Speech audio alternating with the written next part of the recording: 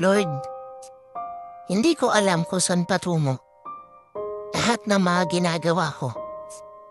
Hindi ko alam kung lahat ba ng desisyon ko ay tama.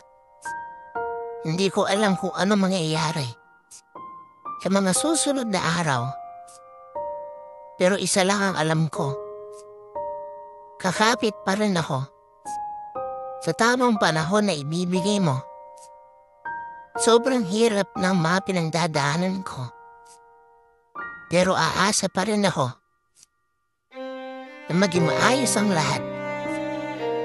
Hindi ko alam kung kanino ako lalapit sa mga panahon na parehong pagod ng isip at katawan ko.